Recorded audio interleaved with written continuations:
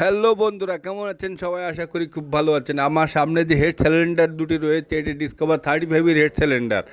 আমরা এর ring piston পরিবর্তন করব এবং হেডের কাজ করে দেব, ভ্যালভ চেঞ্জ করব। আপনাদের দেখানোর চেষ্টা করছি যে কিভাবে আপনারা বুঝবেন যে গাড়ি হেড সিলিন্ডার গাড়িতে মোবিল খাচ্ছে এবং রিং পিস্টন নষ্ট হয়ে গেছে। এই জন্য দেখেন আমরা সিলিন্ডারটি ভালোভাবে মুছে নিয়েছি। এবারে রিংটি মাপ দেব এবং পিস্টনটিও আপনাদের দেখানোর চেষ্টা করছি যে পিস্টনটির কী অবস্থা রয়েছে। এই যে দেখেন বন্ধুরা, এর এই 1 নাম্বার যে রিংটি রয়েছে, এই গাড়িটির পিস্টনটি খেয়ে গেছে এবং রিংটিও খেয়ে গেছে। আপনাদের দেখানোর চেষ্টা করছি যে কিভাবে রিং পিস্টন মাপ দিতে হবে। দেখেন এর এই যে জায়গাটি রয়েছে, এটি হচ্ছে 1 নাম্বার রিং। এর এইটি রিংটি হালকা খেয়েছে, কিন্তু 2 নাম্বার রিংটি বেশি খেয়ে গেছে এবং এর এই যে পিস্টনটি রয়েছে এটিও খেয়ে গেছে।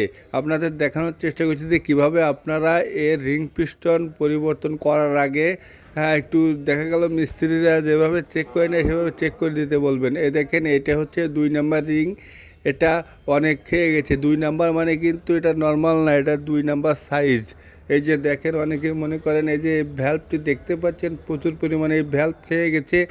আমরা এর এই ভ্যালভও চেঞ্জ করে দেব। এই দেখেন ভ্যালভ খেয়ে গেলে এরকম দেখা যায়। এর ভ্যালভের সিট গাইডও চেঞ্জ করে দেব।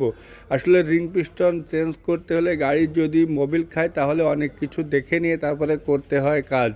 এই যে দেখেন আমরা এর ভ্যালভটি ঢুকিয়ে দিয়েছি। ভ্যালভের মাথায় ছাতি হয়ে গেছে বলে ভ্যালভটা একটু ঢুকতে কষ্ট হচ্ছে। ভিডিওটি ভালো লাগলে চ্যানেলটিকে সাবস্ক্রাইব ও ফলো দিয়ে রাখবেন এবং বাংলায় ইউটিউব চ্যানেলে সার্চ দেবেন অধিকারী মোটরস। ধন্যবাদ। হেড সিলিন্ডারের কাজ।